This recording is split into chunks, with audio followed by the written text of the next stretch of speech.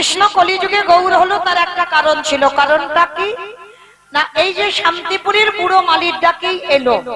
তাহলে আজকের আমাদের জানার বিষয় বাবা, পৃথিবীতে এত ধরনের ভক্ত আছে, এত রকমের ভক্ত আছে, তাহলে কিসের জন্য শান্তিপুরে বুড়ো মালির ডাকেই এলো?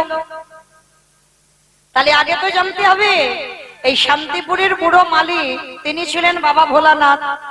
তাহলে তিনটু যুগে যে বাবা ভোলানাথ হলো, কলিযুগে হলো না কেন? কলিযুগে আসলে কি অসুবিধা হতো? হতো না তো, তাহলে হচ্ছে না কেন? কলিযুগে বাবা শিব হয়নি, তার একটা কারণ আছে বাবা। কারণটা কি? ওই কারণটা জানতে গেলে আমাদের একটুখানি যেতে হবে মহাভারত। আর মহাভারতে গেলে বাবা আমরা প্রশ্নের উত্তরটা সবাই পাবো।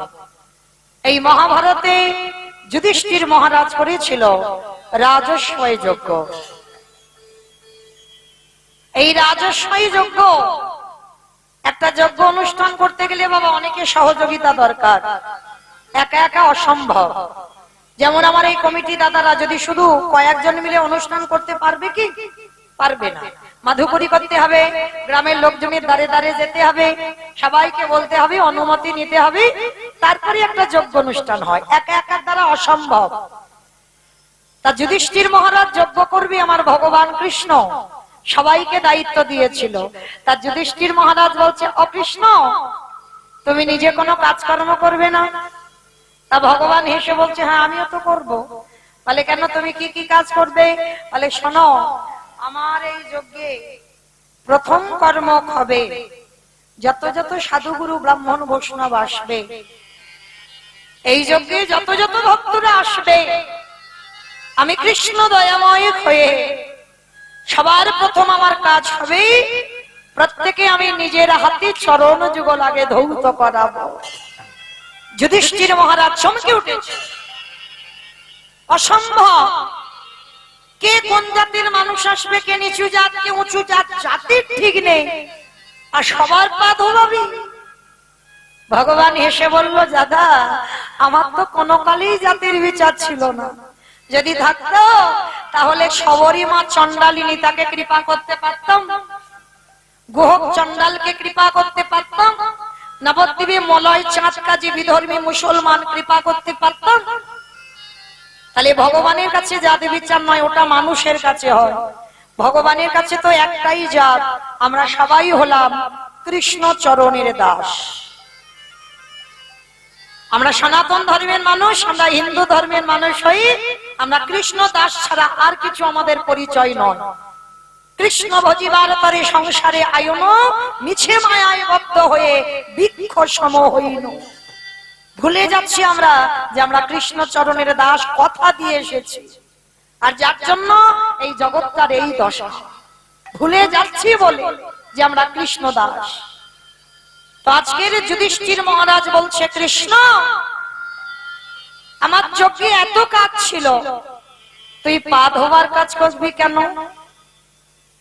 ভগবান হাসছে আর বলছে, দাদা নিজে আচরি ধর্ম জীবেরই শিখায়, নিজে না করলে ধর্ম জীবকে শেখানো না যায়। আমা বুঝেছে কথাটা? নিজে আচরি ধর্ম জীবেরই শিখায়, নিজে আচরণ যদি ঠিক না হয় তাহলে বাবা অপর আমার কাছ থেকে শিখবে কি? আমি যদি ঠিক না হই, আমি নিজে যদি কৃষ্ণ না বলে কাঁদি, তাহলে বাবা আমার কথা শুনে কেউ কৃষ্ণ নামে কাঁদবে? আমি নিজে যদি আমার বাবা মাকে সম্মান না করি, আমার কথা শুনে কেউ সম্মান করবে? আমি নিজে যদি সাধুগুরু বৈষ্ণবকে সম্মান না করি, তাহলে আমি যদি বলি, আমার কথা শুনে বাবা কেউ শিক্ষা পাবে? সবার আগে একটা কথা আমাদের প্রয়োজন, জানা দরকার, যারা যারা শিক্ষার জায়গায় আমরা দাঁড়িয়েছি, আগে বাবা আমাদের আচরণ ঠিক করতে হবে। আর আচরণ যদি ঠিক না হয়, সে কোনোদিন বাবা তার মুখের কথা শুদ্ধ হয় না, আর তার মুখের কথা শুনে কারো চেতনা ফিরবে না। আগে আচরণ ঠিক করতে হবে। তাই তো আমার ভগবান নিজে আচরণ করছে রাজস্বয় যজ্ঞে, আজকে নিজের হাতে চরণ যুগল ধৌত করাচ্ছে। কেন?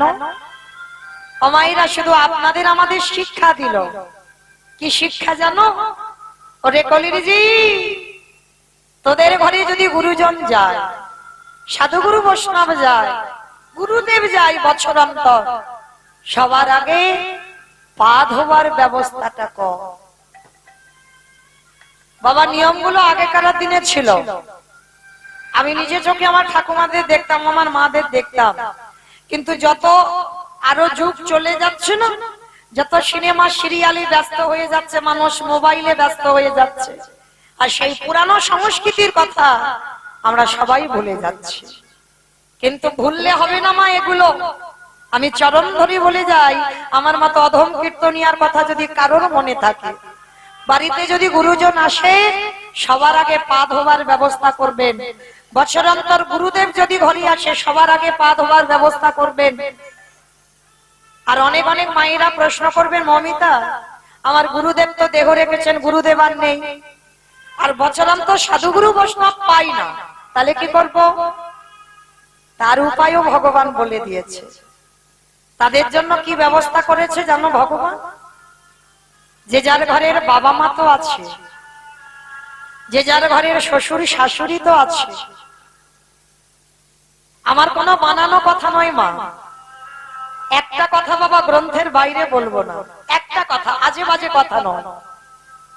মনে রাখতে হবে, এই পৃথিবীতে সব থেকে বড় গুরু যদি কেউ হয়, সেটা তো যে যার ঘরে বাবা মা। হরি বল। যদি বলো এই কথাটা আমার নয়, এই কথাটা আমার ভগবান কৃষ্ণ সুদামাকে বলেছিল। সুদামা, এই পৃথিবীতে সব থেকে বড় গুরু তো যে যার ঘরের বাবা মা, তারপরে গুরু হলো শিক্ষা গুরু, দীক্ষা গুরু, তারপরে গুরু হলাম আমি ভগবান। কই মাইরা একবারও তো আমার ওই যে ছেলেটা মাসি ধরে বাজাচ্ছে, একবারও বলিনি সবার আগে আমি বড় গুরু? কখনো বলে না। কেন জানো?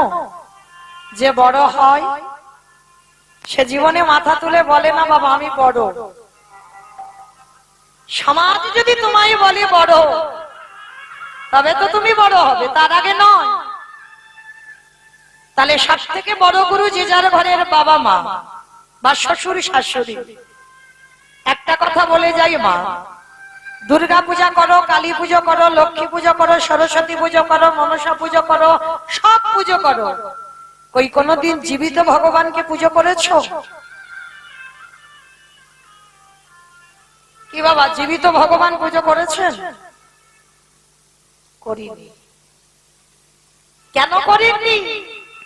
ভগবান যেখানে বলে দিল সুদামাকে সব থেকে বড় গুরু বাবা মা, তাহলে আমাদের কি মনুষ্য জীবনে কর্তব্য নয়? পাথরের মূর্তির সেবা করো, মাটির মূর্তির সেবা করো, খড়ের মূর্তির সেবা করো, পিতলের মূর্তির সেবা করো, ওই একবার সাক্ষাৎ জীবিত ভগবানকে সেবা করে দেখো। ভগবান বললেন জীবিত ভগবান যে সেবা করে, জীবিত ভগবান তো যে যার ঘরের বাবা মা, তাকে যেতে হয় না নবদ্বীপ, যেতে হয় না বৃন্দাবন, যেতে হয় না হরিদ্বার, দক্ষিণ ভারত, কুম্ভ মেলায়, কোথাও যেতে হবে না। যদি তুমি জীবিত ভগবানকে পূজা করো, ভগবান বললেন সারা জীবন আমি সেই ভক্তের দুয়ারে বন্দী হয়ে যাই।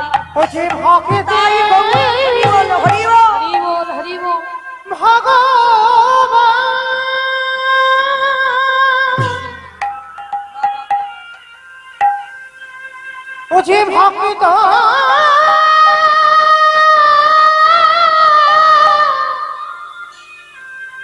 ভক্ত ছাড়া কিছু জানে না, তাই তো যুগে যুগে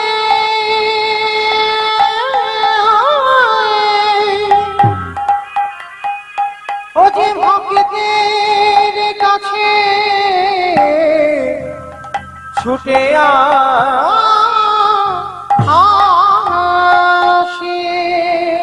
আসতে মা কথা নয়, মন দিয়ে শোনেন। আমি বলে যাচ্ছি না যে প্রতিদিন বাবা মার পা ধোবাও, শ্বশুর শাশুড়ির পা ধোবাও, বছরে একবার।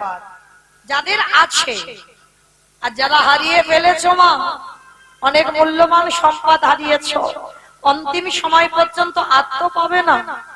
তো যাদের আছে বৎসরে একবার একটু আসনে বসিয়ে বাবা মা বা শ্বশুর শাশুড়ির দুটো চরণ ধৌত করে একটু গলায় মালা পরিয়ে দিয়ে বৎসরে একবার একটু যত্ন করে বাবা মাকে খাইয়ে দিও। আমি অধম কীর্তনিয়া চরণ ধরে বলে যাচ্ছি, যদি বৎসরে একবার করতে পারো, তুমি যদি সারা জীবনে আর ভগবানকে নাও ডাকো, ভগবান বলছে তাকে আমার কাছে আসতে হয় না, আমি নিজে থেকে সেই ভক্তের দরজায় সারা জীবন বন্দী হয়ে যাই। নিতাই গৌর প্রেমানন্দে হরিব। তাই তো ভগবান কৃষ্ণ রাজস্বী যোগে আজকের পা ধোয়ার ব্যবস্থাটা করলো। শুধু পা ধোয়ালো না, আরো একটা কাজ করেছিল। কি কাজ জানো? যত যত ভক্ত প্রসাদ পেয়েছিল, কৃষ্ণ দয়াময় ওই প্রসাদের পাত্রগুলো নর্দমায় ফেলেছিল। শুধু নর্দমায় ফেললো না, আরো একটা কাজ করেছিল। ওই পাতা থেকে এঁঠোগুলো গুড়ি আমার কৃষ্ণ সারা গায়ে মাখছে। যুধিষ্ঠির মহারাজ দেখে বলেছিল, কৃষ্ণ এটা তুই কি করছিস?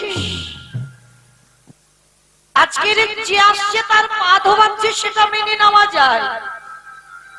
ওদের এঁঠো পাতা ফেলছিস, মেনে নেওয়া যায়।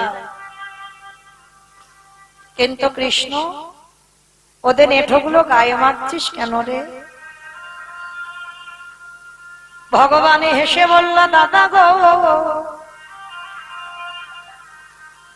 এই জগতে সবাই তো পাপ করে, আর আমি ভগবান সিংহাসনে বসে বিচার করি। দাদা সবাই তো পাপী, কিন্তু আমি হলাম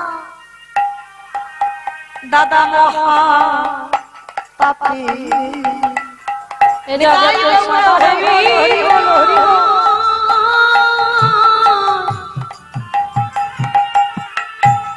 সবার বিচার করি বটে, কিন্তু আমি হলাম মহাপাপী। যুধিষ্ঠির বললেন, কৃষ্ণ তুই নিজেকে বলছিস পাপী কেন? কি এমন পাপ করেছিস? বলি, ওগো দাদা গো, যে পাপে আমি জগতে করিলাম, তেমন পাপ জগতে কেউ তো করে না। কৃষ্ণ কি এমন পাপ করেছিস? বলে, দাদা আমি যে পাপটা করেছি কবে করেছি জানো? কৃষ্ণ অবতারী নয়, ত্রেতা যুগে রঘুপতি রামচন্দ্রের অবতারে রাম অবতারী পাপ করেছিস। কি পাপ? বলে, নিজের হাতে একটা মণিপুত্রকে বধ করেছি। আমার মণিপুত্রটা কে জানো? বিশ্বেশ্বর মুনির ছেলে, নাম কি? রাবণ। রাবণ রাবণের মতো দুরাচারকে মেরে আমার রামচন্দ্রের মাথার চুল থেকে পায়ের নখ পর্যন্ত পাপী হলো। আচ্ছা মা বলো তো, রাবণ তো দুরাচার, রাবণ তো ব্যভিচার, তাহলে রাবণের মতো দুরাচারকে মেরে আমার রামচন্দ্রের পাপ হলো কেন? কি মাইরা, পাপী মানুষকে মারলে পাপ হয়? হয় না তো। তাহলে রামচন্দ্রের হলো কেন? হলো কেন? রাবণ কি পাপী ছিল? রাবণের মতো ভক্ত জগতে কেহ নাই। রাবণের দেহটা ওই যে নারকেলের মতো, বাইরেটা কঠিন, কিন্তু ভিতরটাই যে ঢুকেছে সে জানে। রাবণ কোনদিন খারাপ ছিল না। আপনারা প্রশ্ন করবেন, খারাপ যদি না হলো তাহলে ভগবানের বউকে তুলে নিয়ে গেল কেন? নারী চুরি কারা করে? যারা দুরাচার পাপিষ্ঠ, তারা তো নারী হরণ করে। তাহলে রাবণ তো দুরাচার? বলে না, রাবণ দুরাচার নয়। যে যেমন ভাবে নেবে বাবা। কেউ যদি মনে করে নারী ভোগে, তার কাছে ভোগে, আর কেউ যদি মনে করে নারী সাধনার, তার কাছে হয় সাধনা। এইটা তো খেয়াল করতে হবে। রাবণ এমনি এমনি তো আমার সীতামাকে তুলে নিয়ে যায়নি। নারী ভজনের নারী সাধনার নারী আরাধনা, ওই নারী চরণ যদি ঠিক ঠিক ভজন করা যায়, আমাদের অচিরে কৃষ্ণ প্রাপ্তি হয় গো।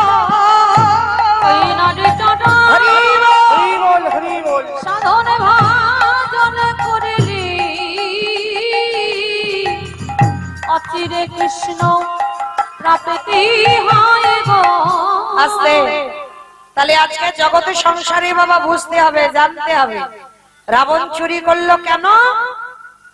যে রাবণের একটা দুটো বউ নয় 10,000 বউ ছিল, তবু বাবা কিসের জন্য ভগবানের বউ চুরি করলো? আমাইরা একেবারে সোজা ভাষায় তোমাদেরকে বোঝাই কেন বউ চুরি করেছিল। আচ্ছা, আমার সিনেমা টিনেমা দেখো তো? আমার সিনেমা দেখো? আচ্ছা সিনেমা বাদ দাও, সিরিয়াল দেখো? সিরিয়াল দেখো তো? আচ্ছা, যারা যারা সিরিয়াল দেখো, আমি জানবার জন্যই কিন্তু প্রশ্নটা করলাম, আজে বাজে কথা বলবো না। তাহলে সিরিয়াল যারা দেখো, আচ্ছা শুধু কি নায়ক নায়িকা থাকলে সিরিয়ালটা ভালো লাগে? একটা ভিলেন লাগবে, খলনায়ক, মারামারি হবে, কাটাকাটি হবে, খুনোখুনি হবে, তবে তো বাবা সিরিয়ালটা জমে উঠবে, তাই না? আচ্ছা বলো তো, যখন ভিলেন নায়ককে জব্দ করতে না পারে, কিছুতেই নায়ককে মারতে পারছে না, শেষ পদ্ধতিটা কি করে? কি করে? হ্যাঁ, নায়িকাকে তুলে নিয়ে চলে যায়।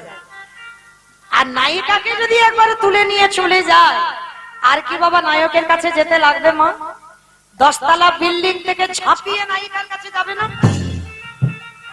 মানে এটা বাচ্চিকের কথা বললাম, এবার আমি তত্ত্বে মেলাবো, একটু মিলিয়ে নেন। আমার রাম যদি নায়ক হয়, সীতামা যদি নায়িকা হয়, রাবণ যদি ভিলেন হয়, নায়ককে তো জব্দ করতে পারছে না, এবার নায়িকাকে তুলে নিয়ে গেছে। শুধু তুলে নিল না, জ্বালা দিল, যন্ত্রণা দিল, ব্যথা দিল, বেদনা দিল, কষ্ট দিল। আরে নায়িকা যত নায়কের নাম ধরে বসে বসে কাঁদে, আরে কি আমার নায়ক রূপী রামে থাকতে পারে? 7 সমুদ্র 13 নদী পার করে ওই সোনার লঙ্কায় ছুটে যাবে। হরি ও যে ভক্ত বাবা,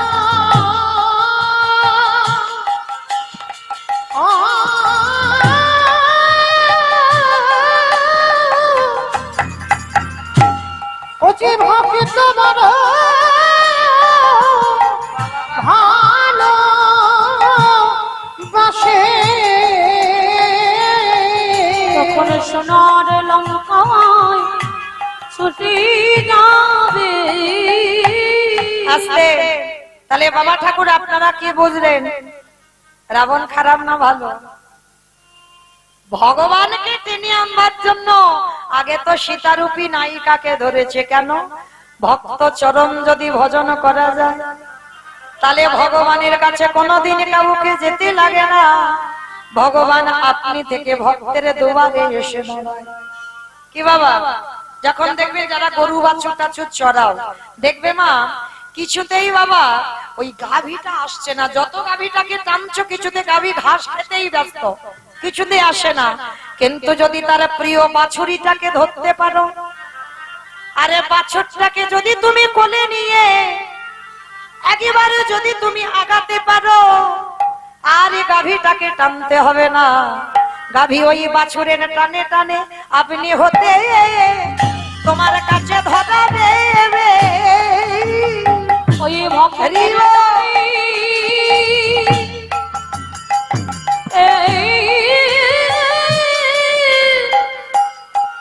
ওই ভক্তের টানে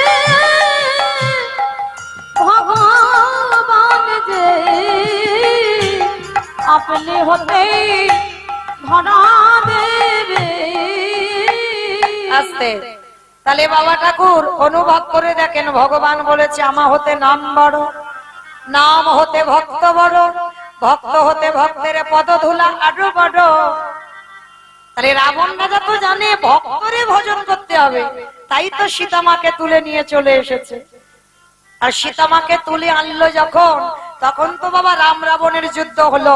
আমার রামচন্দ্র অকাল বোধন দুর্গা পূজা করেছিল, যে আশ্বিন কার্তিক মাসে যে দুর্গা পূজাটা হয়, ওই পূজাটা তো আমার রাম করেছিল। কেন? রাবণ বধের জন্য। আর দুর্গা মাকে উপাসনা করে, মা শক্তি আরাধনা করে রাবণ বেঁচে ছিল। আর সেই শক্তি আরাধনা করে রাবণ বধ হলো। আর রাবণকে বধ করে রামচন্দ্রের মাথা থেকে পায়ে নখ পর্যন্ত পাপী হলো। আর সেই পাপ কবে ধৌত করলো? কৃষ্ণ অবতারে যুধিষ্ঠির রাজস্বয় যজ্ঞে। অমাইরা যারা যারা মন প্রাণ দিয়ে শুনছ, বুঝতে পারলে তো? আবার ঘুরে ফিরে সেখানে চলে এলাম। এইবার ভগবান রাজস্বয় যজ্ঞে অগ্নিদেব, পবনদেব, বরুণদেব, ইন্দ্র, ইন্দ্রাণী, ব্রহ্মা, সাবিত্রী, শিব, দুর্গা সব পরপর লাইন দিয়ে দাঁড়িয়ে আছে। আর কৃষ্ণ একে একে ডাকে পা ধোবায় আর যজ্ঞের ভিতরে প্রবেশ করা। আর এমতো সময় জগৎ জননী মা দুর্গা আমার বাবাকে ডাকছে, প্রাণনাথ, প্রাণনাথ। আর দেরি নয়, চলো কৃষ্ণ পা ধোবাবে, পা দুটো একটু ধুইয়ে নিয়ে চলো। বাবা হেসে বলছে, পার্বতী তোমার মাথা ঠিক আছে তো? কৃষ্ণ পা ধোবাবি আর আমার মতো পাপির পা দুটো বাড়াবো?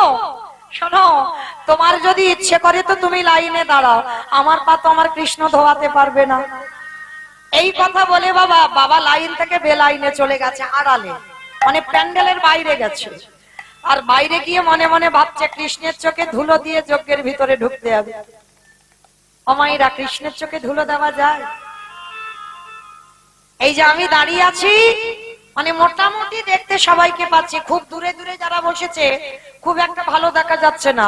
আচ্ছা, কে কীর্তন শুনছে, কে হেসে গেল, কে কেঁদে গেল, আর কে বসে বসে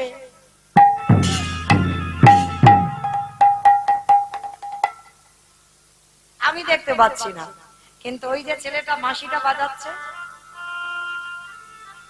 ও দেখতে ওইটুকু ছেলে, ওইটুকু নয়। ফোল্ডিং ছাতা দেখেছো? ফোল্ডিং ছাতা, ও ফোল্ডিং ছাতার মতো, খুলে দিলে বড় হয়ে যায়, আবার গুছিয়ে নিলে ছোট হয়ে যায়। তাহলে দেখতে ওইটুকু, ওর চোখ চারদিকে ঘুরে ঘুরে বেড়াচ্ছে বাবা। এ হরিবাসরে বসে কে হাওয়া খায়, কে কীর্তন শোনে, কে কাঁদে যায়, কে গল্প করে যায়, কে ঘুমিয়ে যায়, কে হেসে যায়, সবটা আমার গোবিন্দের খাতায় লেখা হচ্ছে। তাছে লক্ষ্য করে দেখেন ভগবান কি করেছে। মনে মনে ভাবছে, দেখেছো এ বেটা আমার চোখে ধুলো দেবে, যার জন্য আড়ালে চলে গেছি। কিন্তু আমি রাবণকে মেরে যে পাপ করে আছি, ওনার চরণ না ধোয়ালে আমি পাপ থেকে মুক্তি পাবো না, যার জন্য আমার চোখে এই দায়িত্বটা নেওয়া। আর সেই বাবা বেলাইনে চলে গেল। তাহলে দেখি ও তো আসবি আমার কাছে, ঠিক কথা। এবার বাবা মনে মনে করছে আমি ধুলো দেব কি করে। বাবা আড়ালে গিয়ে বাবা দুম করে একটা কুকুর হয়ে, কুকুর হলো প্রভু ভক্ত। আর যেই না কুকুর হয়েছে, মনে মনে চিন্তা করছে কোথা থেকে ঢুকবো। কৃষ্ণ তো দরজায় দাঁড়িয়ে আছে, আর কোথাও থেকে ঢুকবার জায়গা নেই। কিন্তু একটা জায়গায় দেখতে পেয়েছে কৃষ্ণের পায়ের তলা, মানে ভগবান তো পা ধুইয়ে যাচ্ছে, নিচু হয়েছে, হেঁট হয়েছে, আর পায়ে দুটো হাঁটুর মাঝখানটা ফাঁকা মতো দেখেছে। আর বাবা মনে মনে করছে কুকুর হয়ে ওইখান থেকে গলে ভিতরে চলে যাবে। বাবা বৈষ্ণব কিরম বুদ্ধিটা খাটিয়েছে দেখো। এইবার কুকুর রূপটা ধরে পিছন থেকে গিয়ে কৃষ্ণ হেঁট হয়ে পা ধোয়াচ্ছে। আর সবে মাত্র বাবা সবে মাথাটাকে, আর যেই না মাথাটা দিয়েছে, আমার ভগবানের মতো চালাক পৃথিবীতে কেউ আছে? তার মতো চাতুরালি কেউ জানে? এইবার দুটো হাঁটু নিয়ে কুকুরের কানের কাছে, এইবার দেখ কেমন লাগে। আর যেই না কানের কাছে চেপে দিয়েছে, কুকুর এবার কি করবে? কেউ কেউ করবে না, বারবার বলছে কৃষ্ণ ছেড়ে দে, কৃষ্ণ ছেড়ে দে, কৃষ্ণ ছেড়ে দে। বলে ছাড়বো বলে ধরি নাই। হে বৈষ্ণব গোসাই, হে বৈষ্ণব গোসাই, তোমার মতো বৈষ্ণবের দুটো পা ধোয়ালে বোধ হয় আমার কম হতো। তাই তো বৈষ্ণব হয়ে জেনে বুঝে তুমি আমার জন্য এক্সট্রা দুটো জুড়ে দিয়েছো।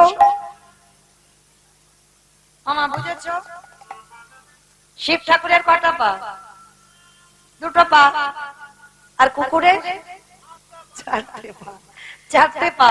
ভগবান বললে হে বৈষ্ণব, তোমার মতো বৈষ্ণবের দুটো পা ধোয়ালে আমার জীবনে কম হতো, ওই জন্য তো তুমি আমার জন্য এক্সট্রা দুটো জুড়েছো। এবারে দাহু দাহু ছোট তুমি বাজাইয়ে দাও। বলে হে হরি বলো, হরি বলো। বৈষ্ণব গোসাই দাও দাও চরণ বড়াই দাও। বলি আমি তো চরণ ছাড়ব নাহি। বলে দাও দাও চরণ বড়াই দাও। বলি আমি তো চরণ ছাড়ব নাহি। দাও দাও চরণ বড়াই দাও। বলি দাও দাও চরণ ভরাই দাও। হরি গৌর হরি বলো। বলি দাও দাও চরণ ভরাই এই দাও। চরণ যখন হৃদে ধরেছি, বলি আমি তো চরণ ছাড়ব নাহি। আস্তে মোটা দড়ি নিয়ে কুকুরটাকে আষ্টে পিষ্টে বেঁধেছে। আর বাঁধলে কি হবে বাবা? কুকুরের চারটে পা শুধু ছটফট ছটফট করছে। ভগবান বলে এবার পায়ের ব্যবস্থা করতে হবে। মোটা দড়ি নিয়ে কুকুরের চারটে পা বেঁধে দিয়েছে। আর যেই কুকুরের পা বেঁধে দিল আর কিছু করতে পারবে? শুধু ধুলায় গড়াগড়ি যায় আর নয়ন জলে ভেসে যায়। আরে কেঁদে কেঁদে বলে কৃষ্ণ করে, ওরে কৃষ্ণ রে, পারিস যদি আমায় ক্ষমা করে দিচ্ছু। কথা হবে না, শুধু দেখে যাও এবার আমি কি করি। অমাইরা সবার পা ধোয়াচ্ছে ঘটিতে করে জল দিয়ে। আচ্ছা মায়েরা, আমরা এখানে আছি অনেকজন কৃষ্ণ ভক্ত। আচ্ছা আমরা তো কৃষ্ণ পূজা করি, আর আমার ভগবান কার পূজা করে? কার পূজা করে জানো? ভগবানের তো একটা পছন্দের দেবতা থাকবে। প্রত্যেক দেবদেবীর একটা করে পছন্দের দেবতা আছে। তাহলে আমরা করি কৃষ্ণ পূজা, আর কৃষ্ণ কার পূজা করে? বাবা ভোলানাথে। কি মাইরা তোমরা ওই যে শিব ঠাকুরের মাথায় জল ঢালো তো? শিবরাত্রি রাত্রি ব্রত টত হয় না? আশ্বিন মাস শ্রাবণ মাসে আবার বাবার মাথায় জল ঢালে। আচ্ছা কেন করো? বাবার ব্রত কেন করো? স্বামীর অমঙ্গলের জন্য। স্বামীর অমঙ্গলের জন্য। দেখো, স্বামীর মঙ্গলের জন্য, তাই তো? কি মাইরা স্বামীর মঙ্গলের জন্য বাবার মাথায় জল দাও, ভালো বর পাবে বলে। আচ্ছা এটা আমি মানলাম। আমার মায়েরা, দিদি ভাইরা, বোনেরা যারা যারা বাবার মাথায় জল দেয় তারা ভালো স্বামী পাবে বলে, বর পাবে বলে। আচ্ছা অনেক দাদা ভাই বাবারাও তো বাবার পূজা করে, বাবার মাথায় জল দেয়, তাহলে কেন দেয়? ভালো বউ পাবে। ভালো বউ পাবে বলে। বাবা কি ওই কাজে ব্যস্ত? বাবা আশীর্বাদ দেয় শুধু স্বামী ভালো হোক আর তোমার স্ত্রী ভালো হোক না। পরীক্ষার খাতায় যদি লেখো না একেবারে গোল্লা দিয়ে দেবে। বাবার ব্রত করা, বাবার পূজা করার কারণ একটাই, বাবা হচ্ছে আশুতোষ। অনেক মন্ত্র নয়, একটা মন্ত্র, খুব সোজা মন্ত্র, ওম নমঃ শিবায়। আর বাবার মাথায় অন্য কিছু ফুল নয়, একটু ধুতরা মানে রাস্তার ধারে পাওয়া যায়, আকন্দ রাস্তার ধারে পাওয়া যায়, খুব দামি টামি নয়, গাছের বেল গাছ ভর্তি একটা বেল পাতা পারো, পেরে বাবার মাথায় দিয়ে ওম নমঃ শিবায় বলে দুধ গঙ্গা জল দাও। আর বাবাকে যদি কেউ তুষ্ট করে আর কৃষ্ণের কাছে যেতে লাগবে না, বাবাই নিয়ে চলে যাবে। কেন? কারণ ওই বেটার চরন্ত ভজন করছে আমার ভগবান কৃষ্ণ। আর ভগবান বলছে না, আমার থেকে যদি আমার ভক্তকে কেউ সন্তুষ্ট করে দিতে পারে তাহলে আগে থেকেই তো আমি তার ঘরে গিয়ে বসে থাকি। তাহলে শিব ঠাকুরের ব্রত করার কারণ একটাই, কারণ কোন স্ত্রীর মঙ্গল নয়, কোন স্বামী টামি চাওয়ার জন্য নয়। তাহলে শিব ঠাকুরের মাথায় জল ঢালবে একটাই কথা বলে যে প্রভু আমার যেন কৃষ্ণ প্রেম ভক্তি লাভ হয়, আর অন্য কোনো কারণ নয়। যার জন্য আজকের বাবা কি করেছে দেখো, সবার পা ধোবাচ্ছে ঘটিতে করে। আর বাবার বেলা কি করেছে জানো? খালে বিলে নদী নালা পুকুরে ঘাটের জলে নয়। কৃষ্ণ দয়াময় আমার ওই ভোলানাথ রূপে কুকুরের চারটি চরণ বুকে ধরে, খালি বিলি নদী নালার জলে নয়। তাহলে কোন জল দিল মা? বাহ, আমার বলার আগে জেনে গেল। এই হলো ভক্ত, আজ চোখের জল।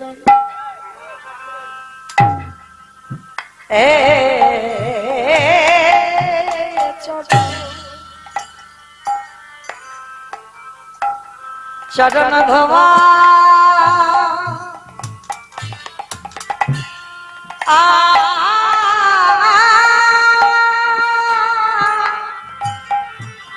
ধোয়া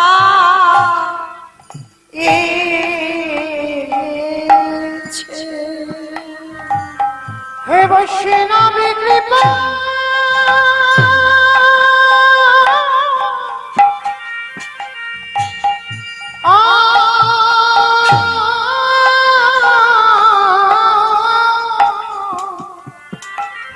রাধে।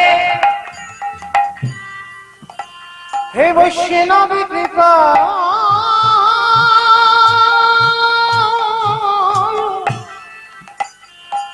কৃপা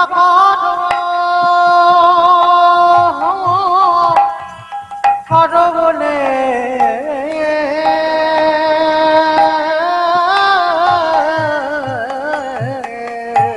যে চোখের জলে চর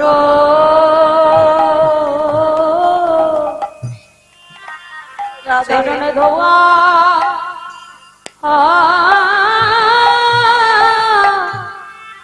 ধোয়াইছে।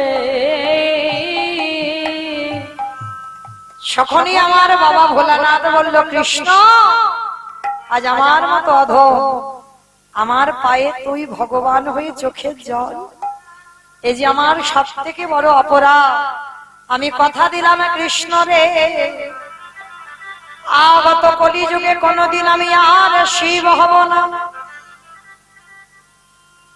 বাবা বুঝতে পারছেন, যেখান থেকে এসেছিলাম আবার ঘুরে ফিরে সেখানে চলে এলাম। প্রশ্ন করেছিলাম সত্যতে শিব, ত্রেতাতে শিব, দ্বাপরে শিব, কলিতে শিব নয়। এই কেন নয়, এটা হলো তার কারণ। কৃষ্ণের চোখের জল ভোলানাথের চরণে পড়ল বলে ভোলানাথ বলল কৃষ্ণ আগত কলিযুগে হব আমি অদ্বৈত আচার্য গোসাই, তুই আমার কৃষ্ণ নয়, তুই হবি নদীকার নিমাই চাঁদ। নদিয়ারিণী মাই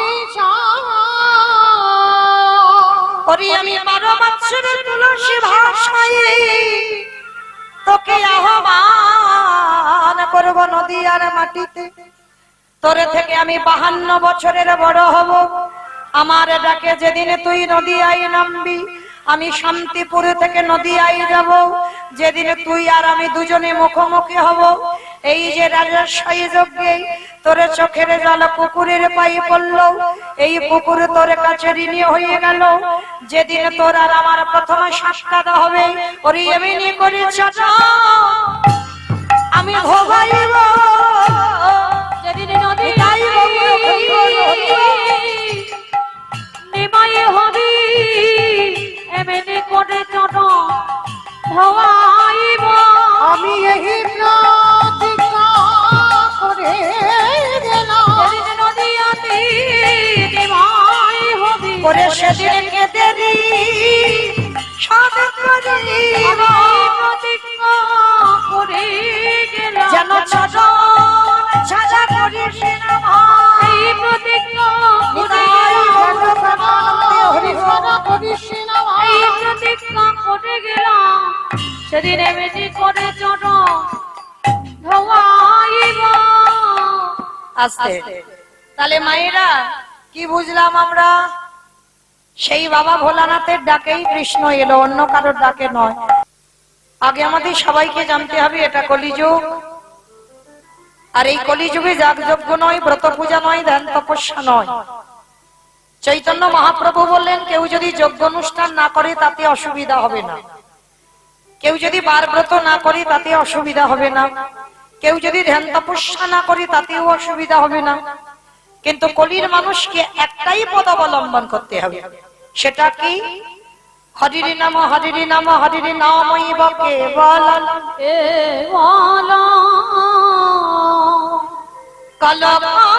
কল্পনাস্তে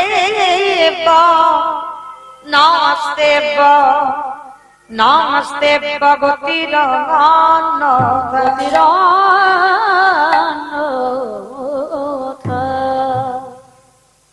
তাহলে আজকের মহাপ্রভু বললেন কলির মানুষের হরিনাম ছাড়া কোনো গতি নাই, কোনো গতি নাই, কোনো গতি নাই। একমাত্র ভব পারাপারের সম্বল হলো এই হরির নাম সংকীর্তন।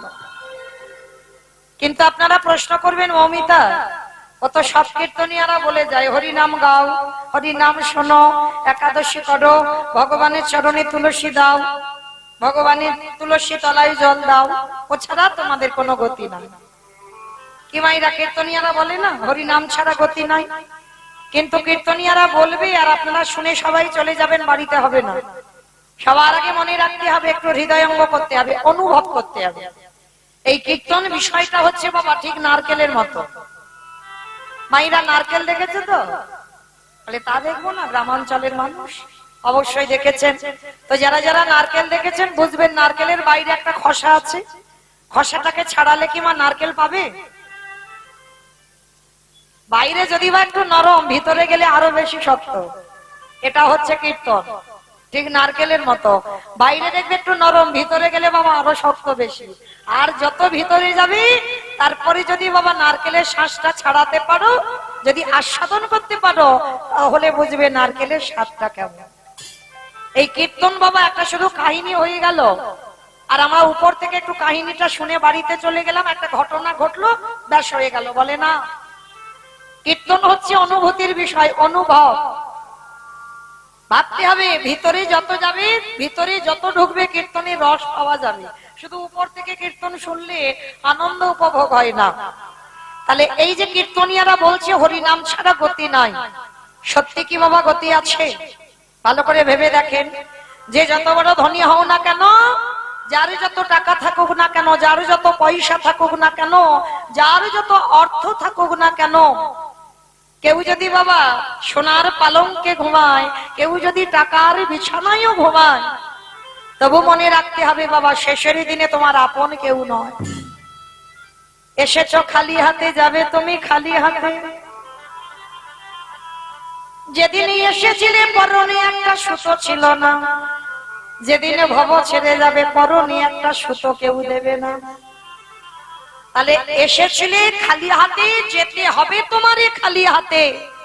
কটা দিন বাবা একটু অভিনয় মঞ্চে অভিনয় করলাম। এই যেমন আমি 3টে ঘন্টাই হরিবাসরে একটু অভিনয় করে যাব, ভগবানের লীলা বর্ণনা করব। অভিনয় যখন শেষ, এখান থেকে নেমে যেতে হবে, আবার কাল বেলা 10টার সময় আসবো। কিন্তু আমি যদি বলি যে আমি সারা রাত থাকবো, হবে না তো, কারণ আমার সময় নির্ধারণ করা আছে, আমি এতক্ষণ থাকবো হরিবাসরে। ঠিক তদ্রূপ সংসারী জীবনে যারা যারা এলাম, সংসারটা হচ্ছে অভিনয়ের মঞ্চ। কেউ বাবা হলাম, কেউ মা হলাম, কেউ দাদা হলাম, কেউ দিদি হলাম, কেউ ভাই হলাম, কেউ বন্ধু বান্ধব আত্মীয় পরিজন হলাম। কিন্তু মনে রেখো ভাই, যার যখন অভিনয় শেষে হবে, এই অভিনয়ের মঞ্চ থেকে তারে ধরা থেকে চলে যেতে। তাহলে এসেছিলে একা, যেতে হবে তোমার একা। তাহলে যাদের জন্য তুমি আগলে বসে রইলে, যাদের জন্য সারাদিন আমতে একবারও কৃষ্ণ নাম করতে পারছো না, যাদের ভালোবাসায় পড়ে তুমি কৃষ্ণ ভজন ভুলে যাচ্ছ, কেউ কি তোমার সাথে যাবে? কেউ যাবে না। তাহলে যাবে কি শেষের দিনে আমাদের কর্মফল। এইটা খেয়াল রেখে দিও মা, কর্ম তোমার ছাড়বে না। যখন আমরা দুর্গা পূজা, কালী পূজা, লক্ষ্মী পূজা, সরস্বতী পূজা, মনসা পূজা, যে কোনো পূজা, যেদিন বাবা বিসর্জন হয়, সেদিন তো বাবা ধুমধাড়াক্কা ডিজে বক্স বাজে।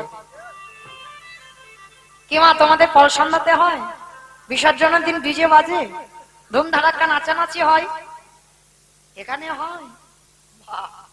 আমার এলাকায় এমন বাবা বক্স বাজে না, যেন অসুস্থ মানুষ থাকলে হার্ট এক্ষুনি ব্লক হয়ে গেল। মানে বিসর্জনের দিন এমন জোরে জোরে বক্স বাজে, মানে ঘর বাড়ি পর্যন্ত মানুষের থরথর করে কাঁপে। তাহলে ভালো করে বিচার করে দেখবেন বাবা, সেটাও তো মা। তাহলে মাকে যখন জলে ফেলতে যাচ্ছ, এগুলো বিবেক বাবা, এগুলো চেতনা। মাকে যখন জলে ফেলতে যাচ্ছ, তখন তুমি নাচতে নাচতে যাচ্ছ। তাহলে যেদিন আমাদের দেহটা বিসর্জন হবে, সেদিন কি বাবা একটু নাচতে নাচতে পিছনে লরিতে করে ডিজে বাজালে হতো না? হওয়ালে হতো। তাহলে হওয়াচ্ছি না কেন? এই জায়গায় আমার চৈতন্য মহাপ্রভু শিক্ষা দিলেন, ওরে কলিরিজি, এলি খালি হাতে যাচ্ছে, সে খালি হাতে, কেউ তোর সাথী হলো না।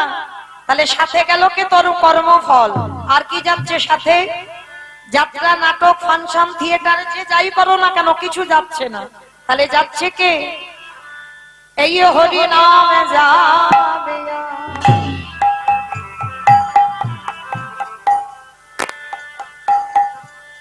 আমাদের পচা দেহ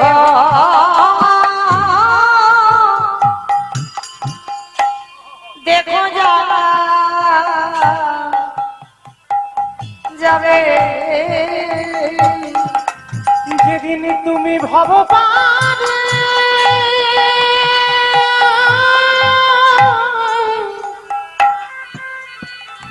হরি বল, হরি বল। যেদিন ভব পারে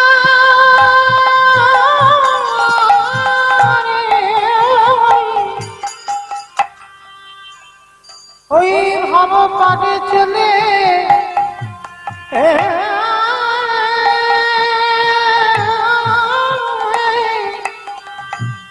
চলে যাবে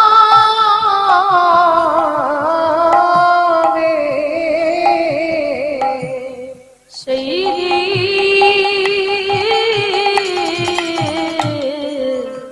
হরি বল, হরি বল।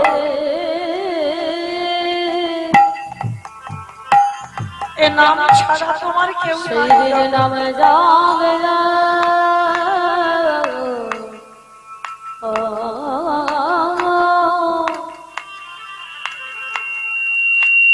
এই পচা দেহ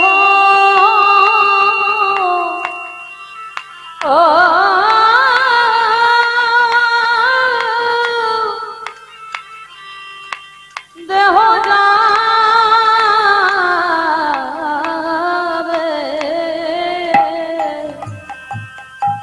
আমাদের কারোর কৃষ্ণ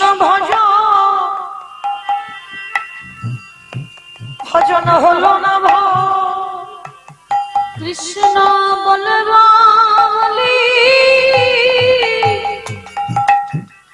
এই ভাবে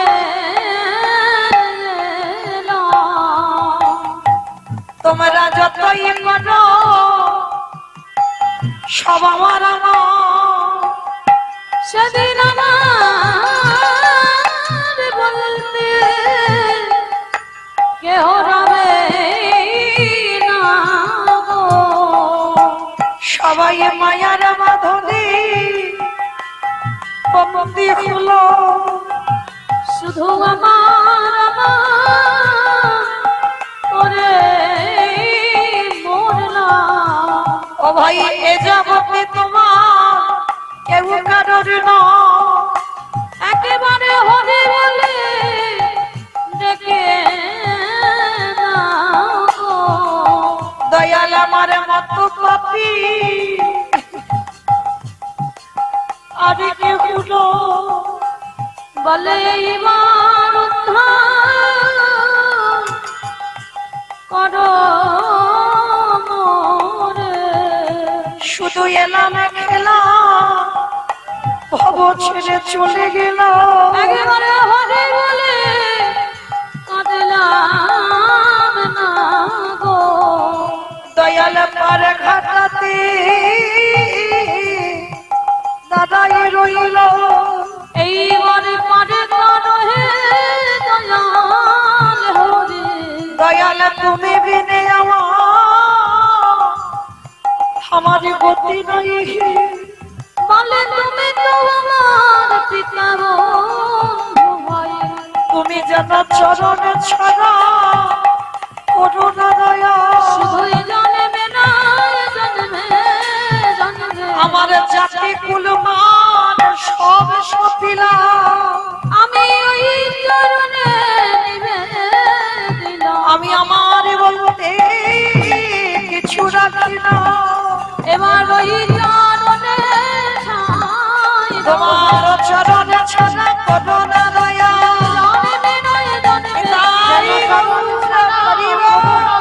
জন্মে নয় জন্মে জন্মে নামে যাবে আর পচা দেহ যাবে হরিব। তাই চরণ ধরি বলে যাই মাইরা, ভালো যদি বাঁচতে হয় আমার ভগবানের চরণ আগে আঁকড়ে ধরো। কেন? প্রত্যেকের ভালোবাসাই বাবা শুধু চাওয়া পাওয়া আছে, তুমি আমারে দাও আমি তোমারে দেব, এগুলো আমাদের পার্থিব জগতের ভালোবাসা। কিন্তু ভালো তো একজনে বাসে বাবা, যিনি বিশ্বের স্রষ্টা মালিক ভগবান। আমার মায়েরা অনেকে প্রশ্ন করবেন, মৌমিতা কেন ভালো তো আমার মা বাসে? কারণ কেন আমার মায়ের ভালোবাসাটা বেশি? কারণ আমি আসবার আগে জগতে আমার মা আমার জন্য ভেবে রেখেছে আমি জগতে এসে কি খাবো। কি বাবা, আমরা জন্মগ্রহণ করি, মাতৃস্তন দুগ্ধ পাই, তার মানে সবার আগে তো মা আমার জন্য ভেবেছে। বলে না ভাই, ওটা তোমার মা ভাবেনি। ভালো করে একটু অনুভব করে দেখেন, ওটা তোমার মা যদি ভাবতো, এখানে আমরা অনেকগুলো মা আছি, আমিও একজন মা, তাহলে যারা মা হয়েছি তারা বুঝবো বাবা, এই জগতের সংসারে সন্তান যখন 5 মাস মাতৃ জঠরে আসে তখন মাতৃস্তনে দুগ্ধ আসে, তার আগে নয়। তাহলে কি মা ওটা নিজে নিজে তৈরি করলো? মা যদি নিজে করতো তাহলে একজন মাকে গর্ভে সন্তান আসবার আগে বলে দেখো কি পারে কিনা? পারবে না। তাহলে কে দিল স্তনদুগ্ধটা? মা নিজে তৈরি করলো না, বাবা দিল না, গ্রাম প্রতিবেশী আত্মীয় পরিজন দিল না, তাহলে দিল কে? না বিশ্বের স্রষ্টা মালিক ভগবান। তাহলে একদিনের একটা বাচ্চা সে জন্মগ্রহণ করে কি খাবে তার ভাবনা না তার মা ভেবেছে, না তার বাবা ভেবেছে, না আত্মীয় প্রতিবেশী গ্রাম প্রতিবেশী কেউ ভেবেছে। তাহলে ভাবলো কে? না বিশ্বের স্রষ্টা মালিক ভগবান। স্তনদুগ্ধটা কিভাবে তৈরি হবে? কতটুকু লবণ, কতটুকু তিতো, কতটুকু মিষ্টি, কতটুকু ঝাল, কতটুকু মিষ্টি, কতটুকু ঠান্ডা, কতটুকু গরম, কতটুকু মোটা, কতটুকু পাতলা দিলে তবে যে একটা স্তনদুগ্ধ তৈরি হয়, আজ পর্যন্ত কোন বৈজ্ঞানিক ভাবেনি। ভেবেছিল কে? না বিশ্বের স্রষ্টা মালিক ভগবান। তাহলে একদিনের বাচ্চা জন্ম নিয়ে সে কি খাবে তার ভাবনা জগতে আমার ভগবান ছাড়া যেমন কেউ ভাবেনি। তাই আমরা মনুষ্য কুলে জন্ম নিয়ে ভালো সবাইকে বাসো, কিন্তু প্রত্যেকের ভালোবাসায় চাওয়া পাওয়া আছে। কিন্তু আমার ভগবান নিঃস্বার্থ ভাবে ভক্তকে ভালোবাসে, কোনো চাওয়া পাওয়া নেই। তবে না বাবা, চাওয়া পাওয়া নেই বলা ভুল, চাই। ভগবান কি চাই জানো ভক্তের কাছে? ওডে কলির জ্ঞানন্ধজি হরিবল। এই জগতের সংসার মাঝে সংসারে করিবি বলে তোরা ধরাই গেলি, সংসার কর তাতে অসুবিধা নাই, কিন্তু সারা দিনের মধ্যে একটিবার আমার চরণে বসে যদি একজন ভক্ত নয়ন জলে কাঁদা প্রাণে কেঁদে বলে কৃষ্ণ তোমার কোলামে বলে, ডাকার মতো যদি ডাকতে পারে আমারে ভগবান কি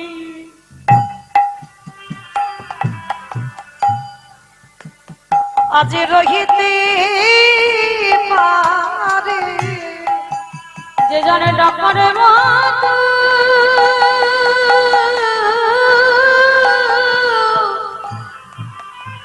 হরিবল হরিবল। যে জনে ডাকারে মতো ডাকিতে পারে,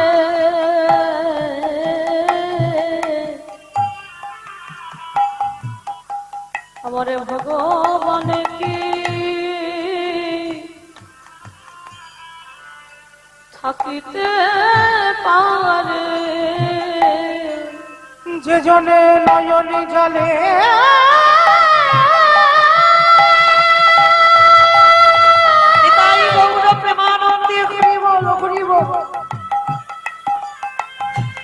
হে গোবিন্দ তোমার হলো বলে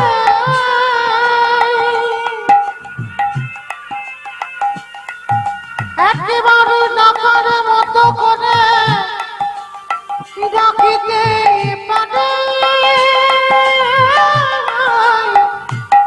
আমারে ভগবান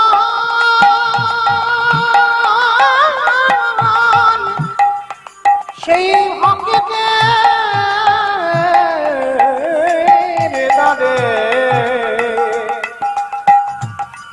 সে যে সারা জীবন বাধা করে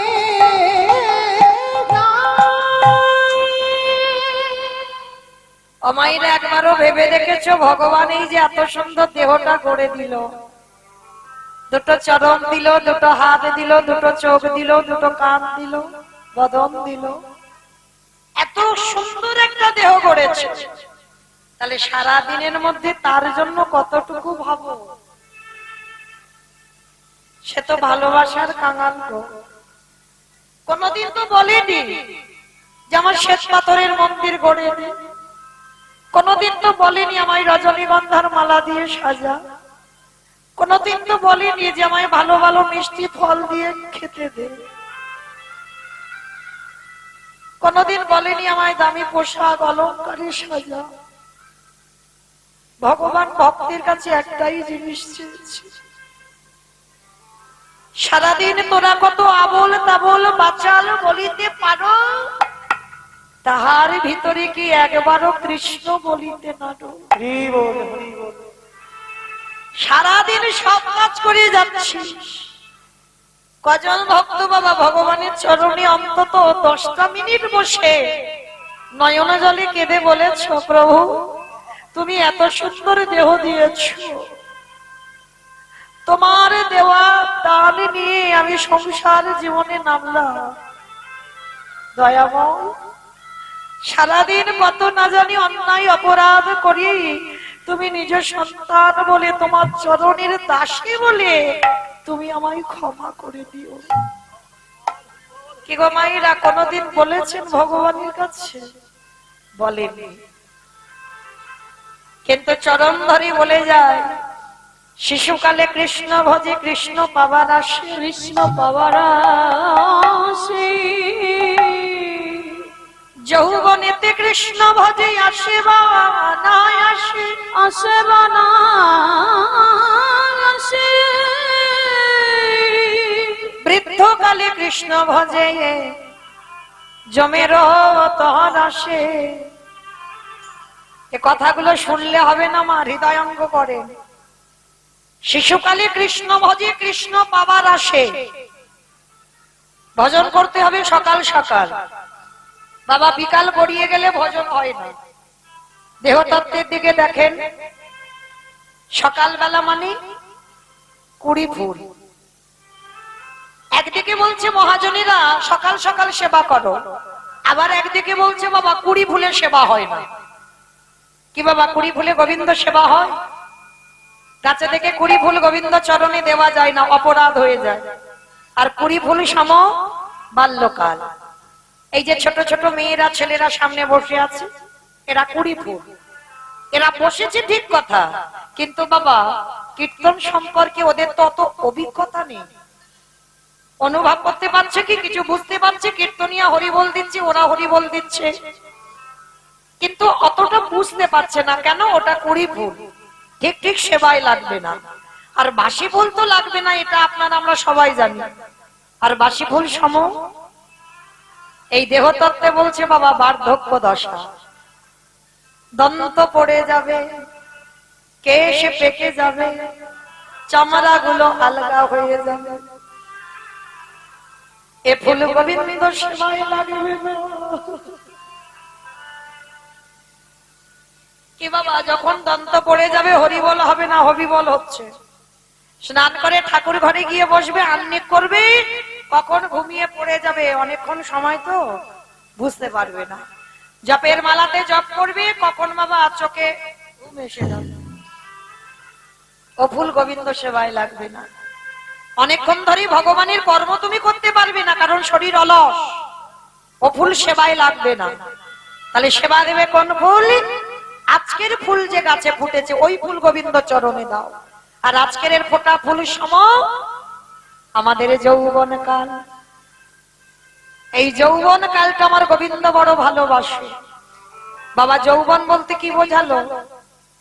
যেদিন দাঁড়াবার শক্তি থাকবে, যেদিন দুটো হাত গোবিন্দ সেবার কাজে লাগাতে পারবে, ভালোভাবে কৃষ্ণ নাম শুনতে পাবে, জিহ্বাতে কৃষ্ণ নাম উচ্চারণ করতে পারবে, যেদিন তুমি দুটো চোখ দিয়ে ভগবানকে দেখতে পাবে, তোমার 10টা ইন্দ্রিয় সতেজ। কি গো মায়েরা, আজ আমি কীর্তন গাইতে পারছি তাই খবর সবাই নেয়।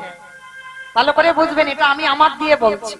সবার জীবনে হচ্ছে, সবার জীবনে হবে। আজ আমি গাইতে পারছি, শুধু আমার ভারত নয়, ভারতের বাইরে বাংলাদেশ থেকে খবর আসে, উত্তরবঙ্গে দার্জিলিং, জলপাইগুড়ি, কোচবিহার এগুলো থেকেও খবর আসে, দিদি কেমন আছো। কেন? আজকে তো আমি সংসারে দিতে পারছি,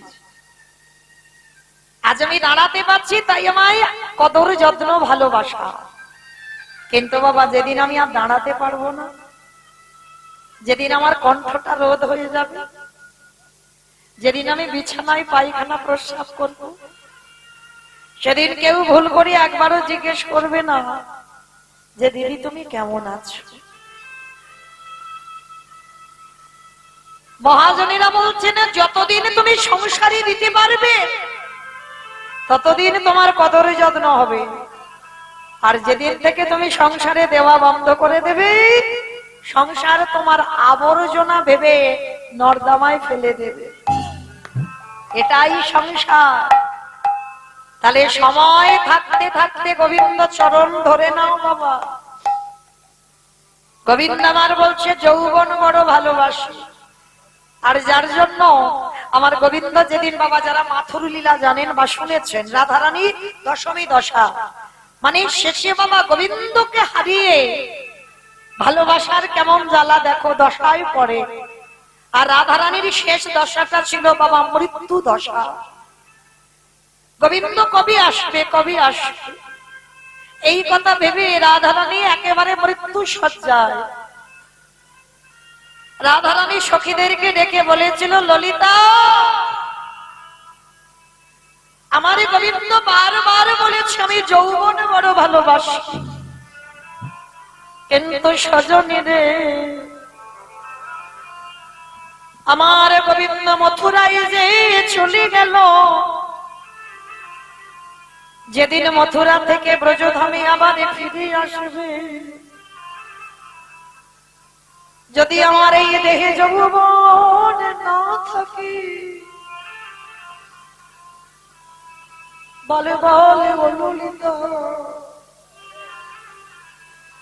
আমি কি দিয়ে গোবিন্দে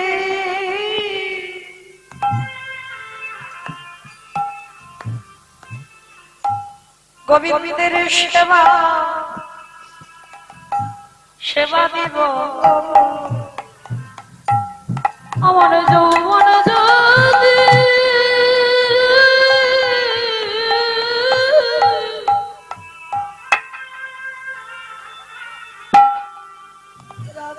আমার যৌবন যদি ফুরো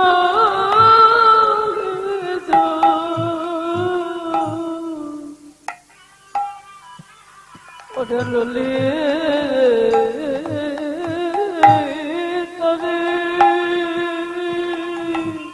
আমি কি দিয়ে আমার গোবিন্দকে সেবা দেব যদি আমার দেহে যৌবন না থাকে? আমি কি দিয়ে গোবিন্দ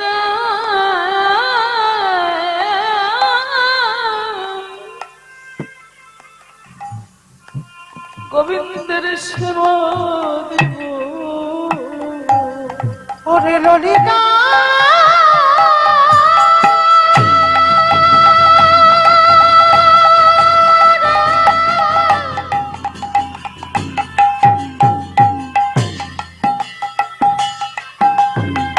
ওরে প্রাণ,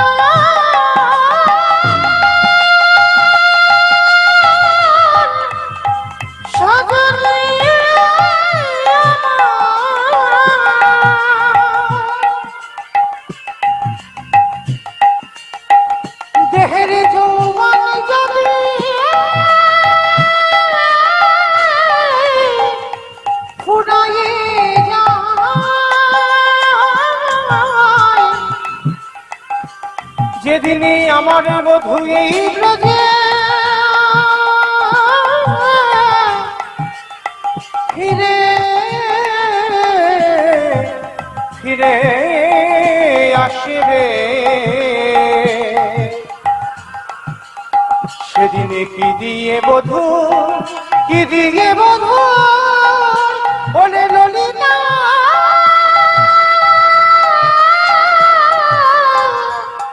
বধুর সেবা দেব। তাহলে মা সবার চরণ ধরে বলে যাই, সময় থাকতে থাকতে ভগবানের চরণ ধরো, ভুলে যাব না। সংসার করতে করতে শুধু সংসারে গা ভিজিয়ে দিও না, ভগবানের চরণ ভজন করো। কারণ এই বিশ্ব ব্রহ্মাণ্ডের মালিক যে, তুমি মনে করছো তোমার স্বামী ব্যাগ ভর্তি বাজার করে এনে দিচ্ছে, তুমি খাচ্ছ না, ওটাও আমার ভগবানের দেওয়া সম্পদ। তাহলে ভগবানকে কিসের জন্য ভুলে যাব? তাহলে চলেন আজকের আমরা সবাই গুরুচরণ আশ্রয় করে আমরা সবাই যখন একত্রিত হয়েছি বাবা, আজকের আমরা সবাই যাব কিছুক্ষণের জন্য শ্রীধাম নদিয়া নবদ্বীপ ধাম।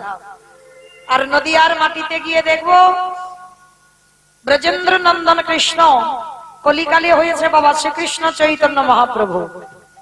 সত্যতে নারায়ণ, ত্রেতাতে রাম, দাপরে কৃষ্ণ, কলিতে হলো গৌরাঙ্গ। আর কৃষ্ণ যে কলিযুগে গৌর হলো, নদিয়ার মাটিতে সেই চৈতন্য মহাপ্রভু নদিয়ায় এসে যেদিন দাঁড়িয়েছে, সেদিন নদিয়ার অবস্থাটা কেমন, নদিয়ার ভাবটা কেমন। আজ জয় জয় জয় বলরাম,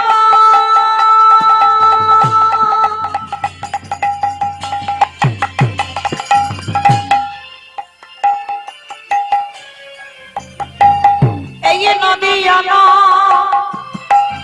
কমাদে জয় জয়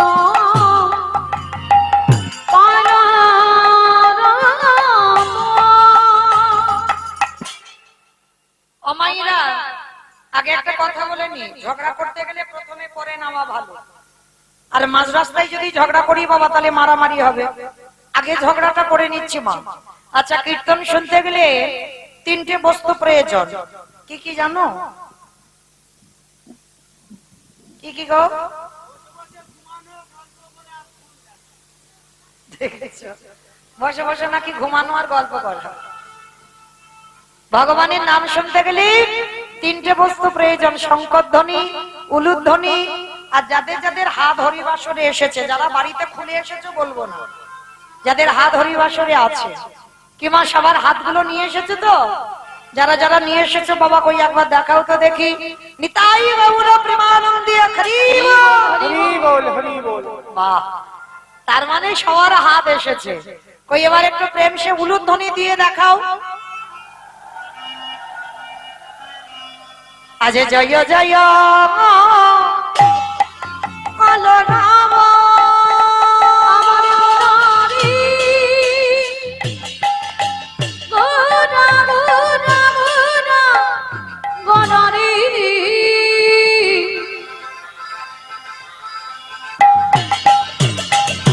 গোরা গোরা গোরা গোরারি গোরা গোরারি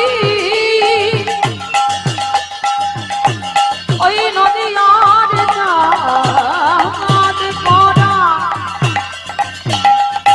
আমার আমার টানে গোরা আজি জয় জয় হলো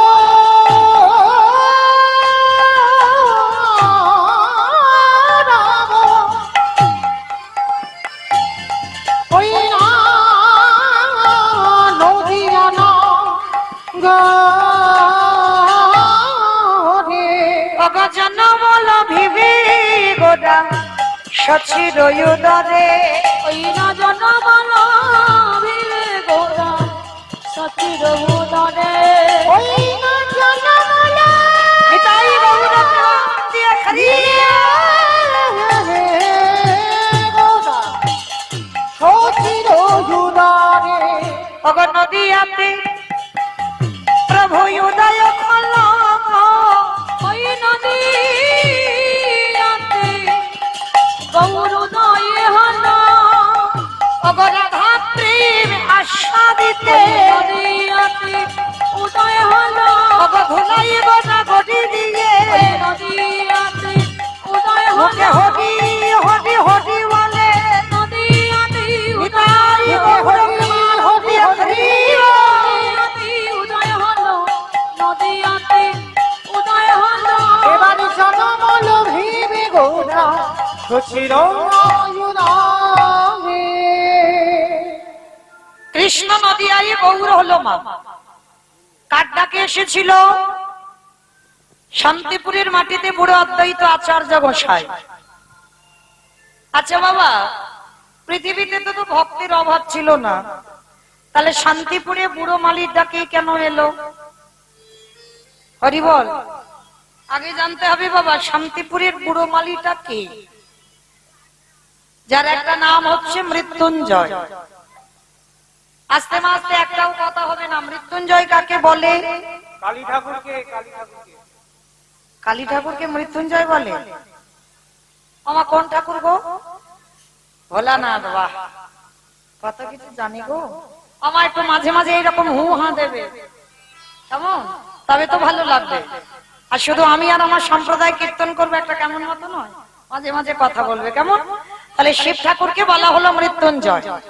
কেন মৃত্যুঞ্জয় বলা হলো? সত্য ত্রেতা দাপর আমার বাবার রূপ পরিবর্তন হয়নি, একই শিব ছিল। আর কলিকালের মাটিতে ওই বাবার রূপটা পরিত্যাগ করি নাভাদেবীর গর্ভে জন্ম নিল কমলাক্ষ। বড় হবার পরে দীক্ষা নিল, তার নাম হলো অদ্বৈত আচার্য। আর মহাপ্রভুর দেওয়া নাম হলো নাড়া। আর ত্রেতা যুগে রঘুপতি রামচন্দ্রের দেওয়া নাম হলো সীতানাথ। মানে একটা মানুষের এতগুলো নাম। তা এই যে অদ্বৈত আচার্য গোসাই, তিনি কলিযুগের মাটিতে এলেন।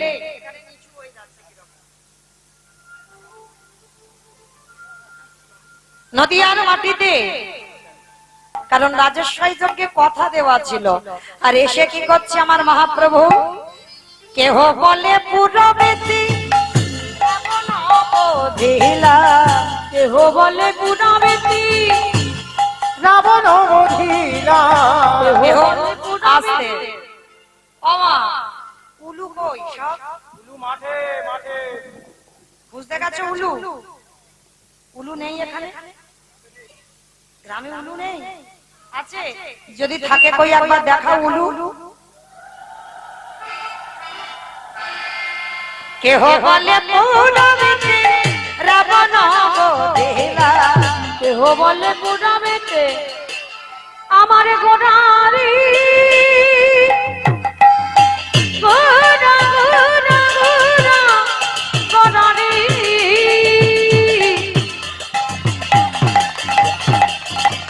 গোড়া গোড়া গোড়া গোড়ারি গোড়া গোড়ারি ওই নদী আর যাওয়াত করা নিতাই গৌর প্রেমানন্দে হরি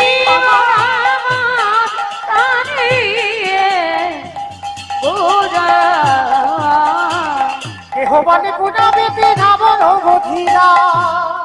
ও গোলকের বৈভব লীলা প্রকাশ করিলা। ওই গলকের বৈভব লীলা প্রকাশ করিলা। ওই গোলকের বৈভব লীলা প্রকাশ করিলা। শ্রী রাধার ভাবে গোরায় গোতাঙ্গা। শ্রী রাধার ভাবে রে গোরা অবতার শ্রী রাধার ভাবিয়ে রে গোরা অবতার। ওই শ্রী রাধার ভাবে রে গোরা অবতার হরে কৃষ্ণ নামে বহু করিলা প্রচার। ওই হরে কৃষ্ণ নামে বহু করিলা প্রচার। ওই হরে কৃষ্ণ নামে বহুর হরিলা প্রচার। এইবারে লীলা প্রকাশ হলো, এইবারে লীলা প্রকাশ হলো, এইবারে লীলা প্রকাশ হলো, এইবারে লীলা প্রকাশ হলো। গোলকের বৈভব লীলা প্রকাশ করিলা। ওই গোলকের বৈভব লীলা প্রকাশ করিলা ওই গোলকের বৈভব লীলা প্রকাশ করিলা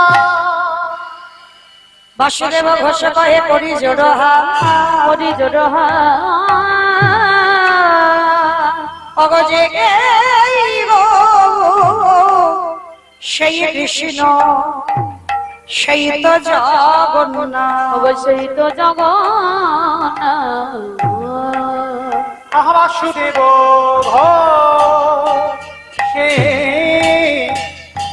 কহে এইবারে লীলা প্রকাশে হলো বাসুদেব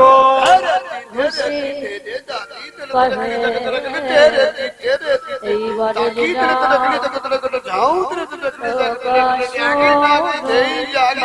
বাসুদেব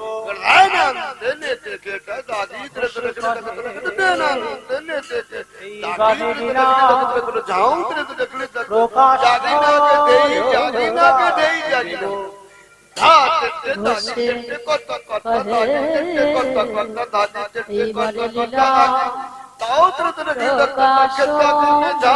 বাসুদেব ঘোষে কহে এইবার লীলা প্রকাশ হলো বাসুদেব ঘোষে কহে এইবার লীলা প্রকাশ হলো বাসুদেব ঘোষে কহে এইবার লীলা প্রকাশ হলো বাসুদেব ঘোষে কহে এইবার লীলার প্রকাশ হলো রে ও বাবা বাসুদেব ঘোষে কহে যারা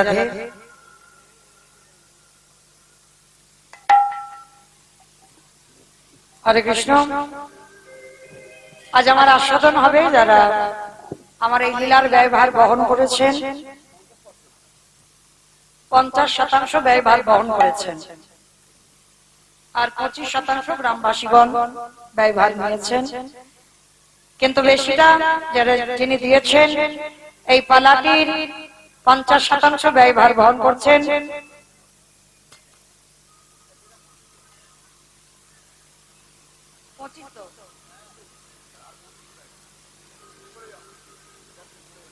যেটা লেখা আছে সেটা তো বলবো। যা রাধে এটা কি পমিয়া পমিয়া গ্রামের নারায়ণী মণ্ডল, তার পিতা প্রয়াত সুরেন মণ্ডল ও মাতা আমোদিনী মণ্ডলের স্মৃতির উদ্দেশ্যে ও 25% ব্যয়ভার বহন করেছেন। পমিয়া গ্রামের অনিমা মণ্ডল তার স্বামী প্রয়াত সুধীর মণ্ডলের স্মৃতির উদ্দেশ্যে বাকি 25% গ্রামবাসীগণ ব্যয়ভার বহন করেছেন। আপনারা শুনলেন যাদের শান্তি কামনার্থে, যাদের স্মৃতির উদ্দেশ্যে আজকের এই লীলাকে উৎসর্গ করেছেন, যারা কিছু কিছু দান করেছেন এই লীলার আস্বাদনের জন্য, আমার রাধারানীর কাছে প্রার্থনা করব আমার রাধারানী যেন তাদের আত্মা আমার রাধা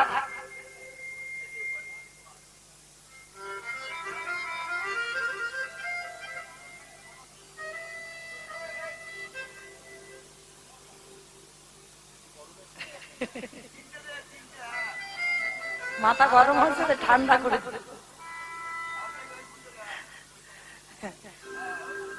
ভগবানের কাছে প্রার্থনা করব আগে ওগুলো দাও, তাদের জন্য এইভাবে প্রতিটা বৎসর যেন রাধা গোবিন্দ সেবার জন্য কিছু দান করতে পারে, হরিনাম সংকীর্তনের জন্য যেন কিছু দান করতে পারে। এ দান কোনোদিন বিফল হয় না বাবা, এ দান পরপারে গিয়ে দাঁড়ায়। কারণ জগতে কিছু দান করলে নমিনও লাগে, জমাতে গেলে নমিনও লাগে।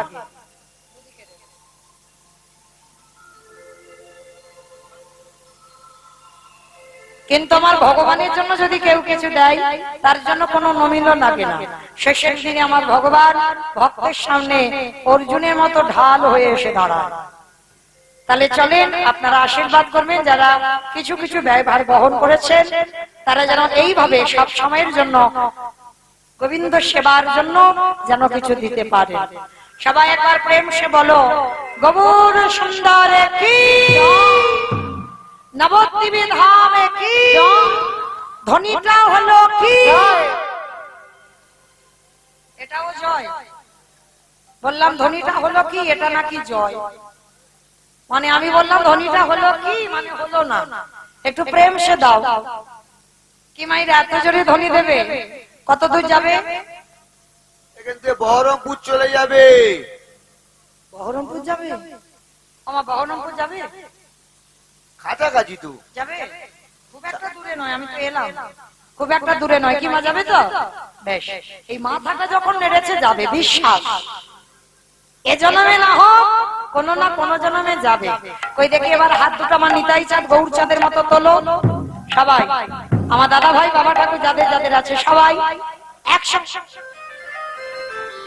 আমার হাত সব ধসে গেল কেন? এ ধসা রোগটা ভালো নয়, তোলো।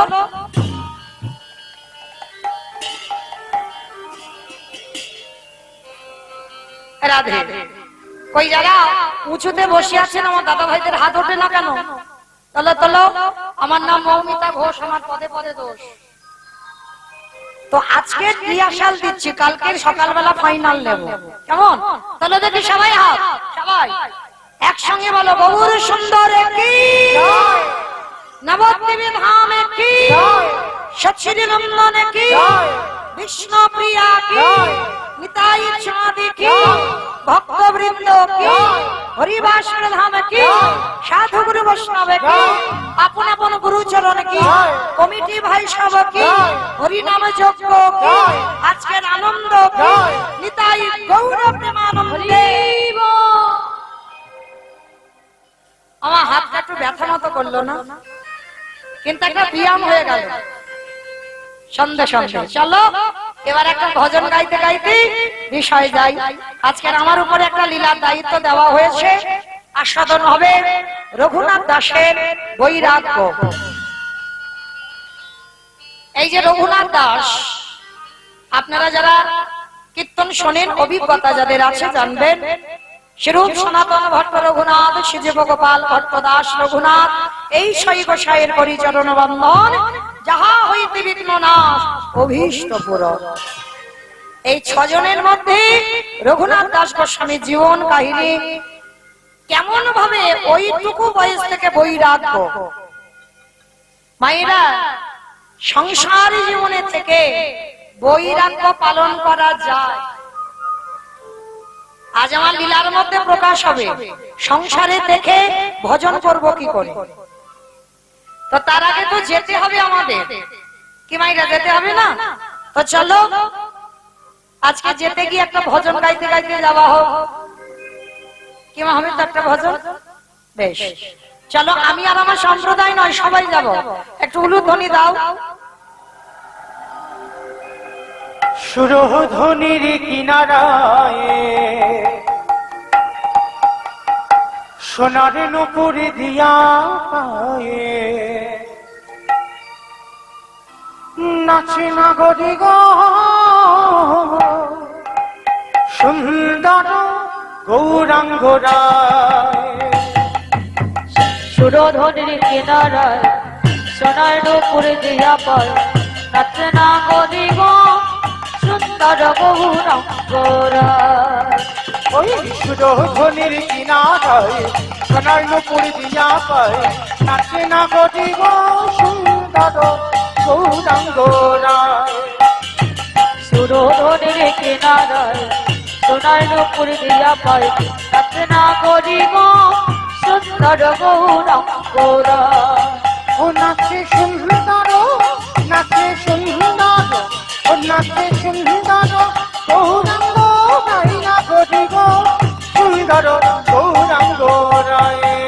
ওই সুরধ্বনির কিনারায় সোনার নুপুর দিয়া পায়, নাচে না গরিব সুন্দর গৌরাঙ্গ রায়। আহা সুন্দর কপালে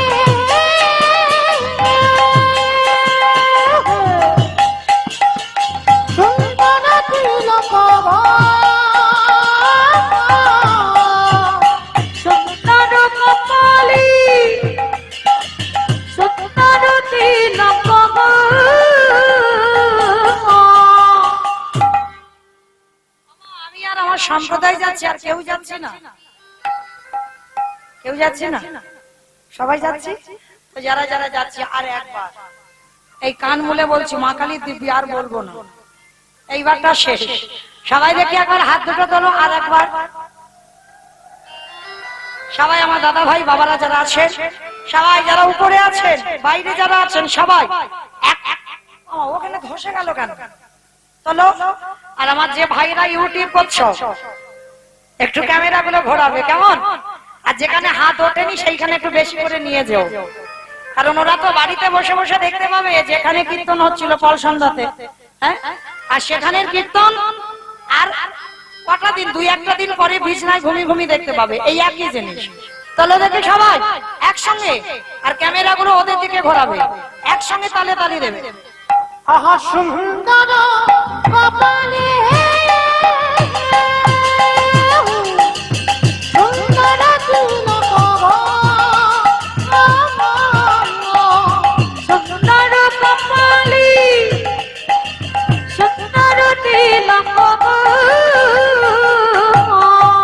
আহা সুন্দর কান, আহা সুন্দর কান, আহা সুন্দর কান, সুন্দর কান নামা বলি যায় নাগরি গো সুন্দর গৌরাঙ্গ রায়।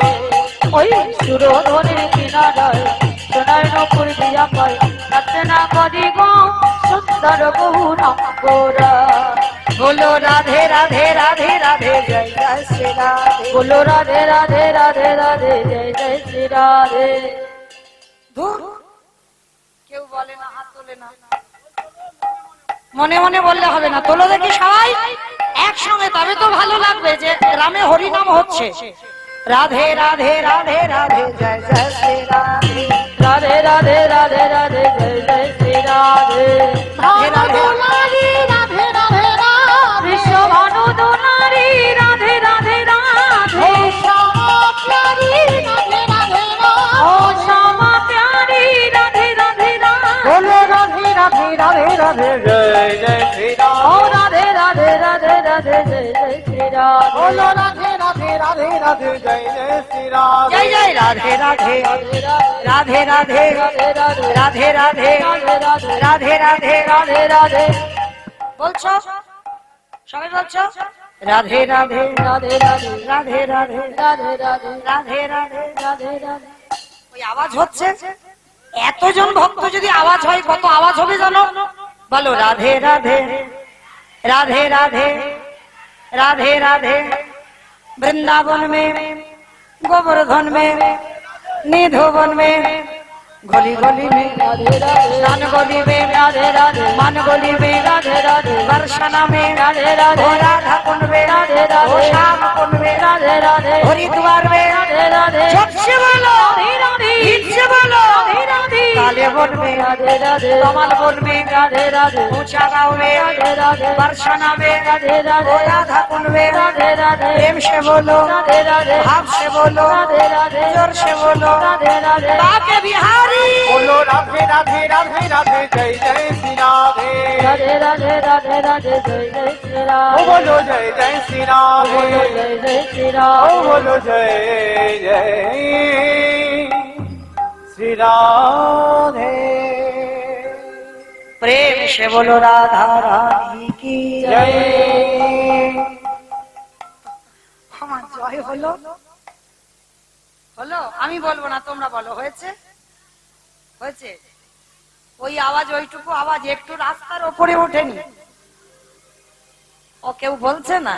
আচ্ছা আমাইরা এত জোরে আওয়াজ করো, অন্তত রাস্তার উপরে তো তা যাক, একটু গলাটা ছেড়ে দাও। আচ্ছা মা, তোমাদের এই কমিয়াতে, গ্রামটা কমিয়া তো, আচ্ছা কমিয়াতে শাশুড়ি বৌমাতে ঝগড়া টগড়া হয় না? হয় হয়।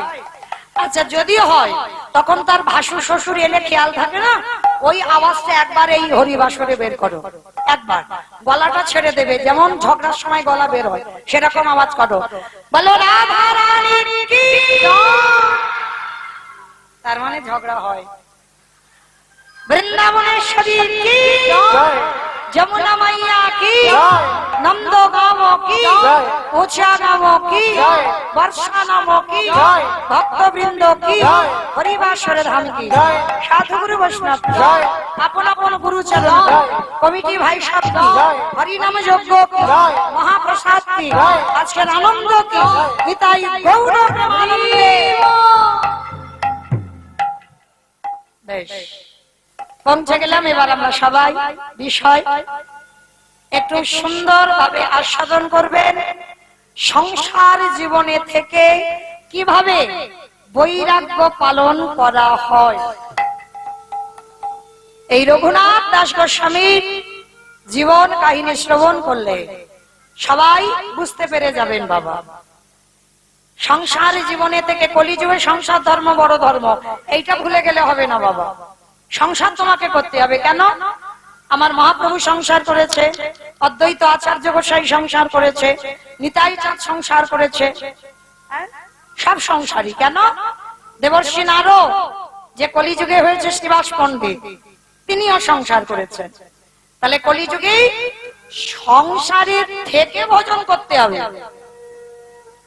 কি বাবা, সত্য ত্রেতার যুগের মানুষরা ধ্যান তপস্যা করেছে, বউ বাচ্চা ছিল না, ছেলে পুলে ছিল না, কোনো চিন্তা ভাবনা ছিল না, নিশ্চিন্তে ভজন করেছে। ছেলে বলবে আমায় দাও, বউ বলবে আমায় দাও, আত্মীয় পরিজন বলবে দাও দাও দাও। সেই দাও দাও এর মধ্যে থেকে তোমার ভজন করে বেরোতে হবে, তবেই হবে তুমি কলিযুগে শ্রেষ্ঠ ভক্ত। তাহলে চলেন আজকের আমরা সবাই